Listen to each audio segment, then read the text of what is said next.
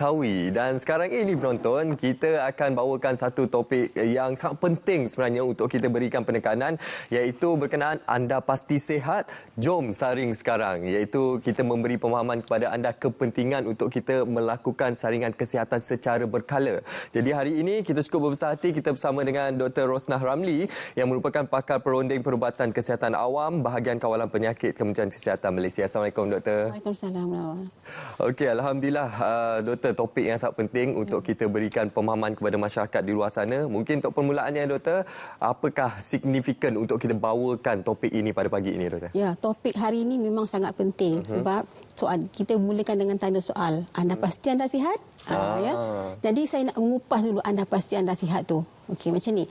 Kebanyakan kadang-kadang penyakit tak berjangkit kita ni seperti kencing manis, darah tinggi ataupun walaupun sakit jantung lah, kencing manis, darah tinggi ataupun kalau keadaan kita ada serum kolesterol tinggi dan sebagainya, dia tak ada gejala pada peringkat awalnya. Jadi kita tak sedar pun mereka tu ada kita tak sedar yang kita ada penyakit tersebut pada peringkat awal. Kajian oleh Kementerian Kesihatan Malaysia juga menunjukkan bahawa 50% daripada kes-kes yang ada mempunyai hipertensi dan juga diabetes ini tak sedar, sebenarnya tak realise yang diorang ada kencing manis ataupun darah tinggi. Jadi menyebabkan mereka tak ambil rawatan lah. So dia orang relax saja. Makan macam biasa, tak exercise, duduk aja sedentary. Jadi tiba-tiba kita pun pernah dengar kan orang dapat heart attack masa driving, tengah berlari, tengah cycling.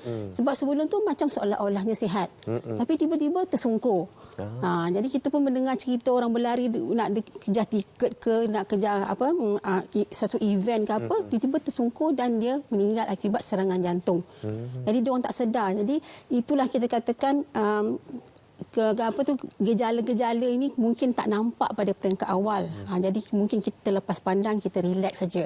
Jadi jom saring tu bermakna melakukan pemeriksaan asas kesihatan untuk kita kesan kita ni betul-betul sihat ke.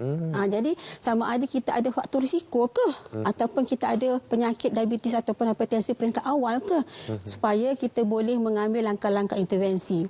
Kalau ada faktor risiko, kita kawal kita punya makanan, mungkin ada ubatan-ubatan tertentu yang kita boleh ambil supaya tak hendaklah faktor risiko itu progres kepada penyakit. Kalau kita nak kesan penyakit awal, peringkat awal pula, jadi better. Jangan takut, tapi better kita kesan awal supaya kita boleh mendapat rawatan awal, kita urus pesakit kita dengan betul supaya dia tidak dapat complication. Itu makna dia. Jadi kita tak hendaklah kita berakhir dengan komplikasi. Jadi kita kesan faktor risiko, kita ambil faktor risiko, langkah intervensi, kita cegah jadi penyakit. Kita kesan awal penyakit, kita ambil ubat, kita cegah mendapat komplikasi. Itu makna dia. Jadi jangan kita relax saja, especially bila kita dah dewasa dan meningkat umur 40 tahun dan ke atas, berhati-hati. Jadi jangan ingat kita sihat. Betul. Anda pasti anda sihat. Itu satu tanda soal yang sangat penting Doktor. Bila kita bercakap berkenaan perkara ini, kadang-kadang ianya ada wujud stigma khususnya dalam kalangan anak-anak muda, generasi muda ni. Alah, saya ni muda lagi. Jadi tak perlulah nak buat saringan kesihatan. Jadi pandangan sebegini sebenarnya perlu diubah Doktor. Betul, sebab penyakit tak kira umur. Memang kita kata penyakit tak berjangkit, especially diabetes, hypertension, dia lebih berisiko kepada orang tua. Tapi ada juga yang muda-muda yang kelihatannya sihat pun dapat hypertension, pun dapat diabetes, pun dapat heart attack. Okey? Dan apa yang kita rasa finding daripada kajian yang kita lakukan setiap 4 tahun, orang-orang muda ni jarang buat medical check-up. Sebab dia orang confident kot. Sebab kita selalu dibagi tahu orang-orang yang berumur berisiko mendapat penyakit. Jadi dia orang relax saja. Tapi jangan, ada sebenarnya prevalence ataupun ada sebenarnya kes-kes kencing manis darah tinggi di kalangan orang muda. Heart attack pun ada di kalangan orang muda. Okey, itu antara perkara situasi sebenar yang perlu ataupun realiti yang perlu kita hadapi pada ketika ini berkenaan penyakit tidak berjangkit ini Doktor. Jadi perkembangan beberapa tahun kebelakangan ini bagaimana berkenaan dengan penyakit tidak berjangkit ini Doktor? Adakah semakin meningkat di negara kita Doktor? Kementerian Kesihatan Malaysia ada buat kajian untuk mengetahui status kesihatan penduduk rakyat Malaysia dan kita memberikan fokus kepada penyakit tak berjangkit. Jadi dapatan daripada kita buat kajian ini setiap 4 tahun ya. Jadi dapatan daripada kajian tu memang kita dapati bahawa prevalence ataupun peratus golongan dewasa yang mempunyai penyakit tak berjangkit ini meningkat. Kalau latest study kita buat tahun 2019, kita dapati bahawa penyakit diabetes sekarang ni lebih kurang 5 orang, seorang antara 5 orang akan kena diabetes lah. Berbanding pada tahun 2011, dia punya peratus hanya 11%, maknanya 1 dalam 10. Sekarang 1 dalam 5 sebab peratusnya adalah 20%. Okey. Dan begitu juga hipertensi sekitar antara 3 orang seorang dapat hypertension. Jadi 30%. Dia lebih kurang sama je, tak turunlah, lebih kurang sama je. Dan paras kolesterol tinggi dalam darah kita juga meningkat. Sekarang ni 1 antara 4 orang, 40%, ya. 4 dalam 10 orang mempunyai paras kolesterol yang tinggi. Dia meningkat. Sekarang 38%. Kalau dulu tahun 2011 dia hanya 35%. Dan orang-orang yang obes juga meningkat sekarang.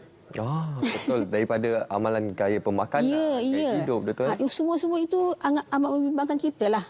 Dan kita dapati bahawa 50% daripada mereka ni tak sedar pun. Itu yang amat bahaya. Jadi bila tak sedar, tak makan ubat, jadi mereka pula macam saya cakap tadi lah, tak melakukan intervention. Jadi risiko untuk mendapat komplikasi itu tinggi.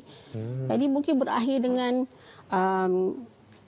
sakit kebutaan, kaki gangren, kerosakan kaki, kegagalan buah pinggang, dan kita takut dapat serangan jantung lah. Semua kencing manis, darah tinggi dan juga peningkatan serum kolesterol itu merupakan faktor risiko utama kepada penyakit jantung, iskemia. Di mana saluran dia punya saluran darah di jantung tu sempit, dan bekalan darah ke otot jantung tu kurang dan jantung tu tak sihat dan dia tak boleh pump dengan betul lah. So bila peringkat teruknya dia dapat serangan jantung. Okey, itu kepentingan untuk kita melakukan saringan kesihatan supaya kita dapat mengetahui situasi kesihatan semasa kita. Sekiranya kita mempunyai penyakit tidak berjangkit, kita boleh mendapat perawatan awal untuk mengelakkan komplikasi kesihatan yang lebih serius. Okey, bercakap berkenaan saringan kesihatan ini, doktor. Pastinya persoalan dalam kalangan masyarakat adalah berapa kerap sebenarnya kita perlu melaksanakan saringan kesihatan, doktor? Okey, kita memang menggalakkan setiap yang dewasa ni 18 tahun ke atas ni buatlah saringan. Tak kisahlah muda ke tua ke 18 years and above, buatlah saringan. Jadi untuk pemeriksaan penyakit-penyakit tertentu seperti darah tinggi, kencing manis tu, kita galakkan buat setahun sekali. Setahun sekali. Tapi kalau misalnya you nak bagi mereka yang mampu, boleh je beli peralatan. Kita boleh periksa kita punya BP, blood pressure, tekanan darah. Kita beli digital BP di kedai. Kita beli beg mahal-mahal tu, beli je lah digital BP, simpan kat rumah. Dia tahan. Dia tahan beberapa tahun. Jadi kalau mereka yang mampu, beli, cek je lah sebulan sekali sebab benda dah ada. Dan kita juga boleh cek kita punya paras gula darah. Kita ada glukometer. Pun boleh kita buat DIY, do it yourself. Senang aja. Jadi, tapi kalau yang tak mampu, boleh pergi buat pemeriksaan di fasiliti kita setahun sekali. Atau mana-mana fasiliti yang ada pemeriksaan lah. Tapi kalau untuk serta macam kanser kolorektal, ya, kita ada perkhidmatan saringan disediakan di klinik kita dan kita galakkan untuk mereka yang berumur 50 tahun ke atas yang tak ada gejala tapi nak cek sama ada ke tidak tanda-tanda kolorektal kanser ni, boleh buat 2 tahun sekali. Jadi, tapi basicnya untuk tekanan darah, paras gula dan juga serum kolesterol, buatlah setahun sekali. Buatlah setahun sekali, doktor. Yang itu paling minima, doktor. Kalau yang berkemampuan sebulan sekali pun boleh. Apa salahnya? Boleh je, kita conscious kan, kita jaga, kita risau kesihatan kita. Okey, doktor. Untuk kita meningkatkan kesedaran dalam kalangan masyarakat ini untuk melaksanakan saringan kesihatan ni, apa antara inisiatif-inisiatif daripada pihak KKM sendiri dalam hal ini, doktor? Kita melancarkan inisiatif saringan kesihatan kebangsaan ataupun dalam bahasa Inggeris National Health Screening Initiative, NHSI, pada bulan Julai tahun lepas. Ya. Jadi kita nak mempromosikan kepentingan saringan ni. Di samping itu kita nak galakkan masyarakat untuk menjalankan saringan. Di samping itu kita nak komuniti mendigitalkan kesihatan. Sekarang ni mungkin ada yang dah MySejahtera, tapi kita mengupgradekan MySejahtera fungsi dia supaya kita boleh booking appointment, kita boleh check kita boleh enter kita punya data kesihatan dalam tu. Jadi itulah kita fungsi dalam objektif NHSI tadi. Kita nak menyedarkan, memberikan kesedaran, menggalakkan orang buat saringan, samping itu mendigitalkan kesihatan melalui aplikasi MySejahtera lah.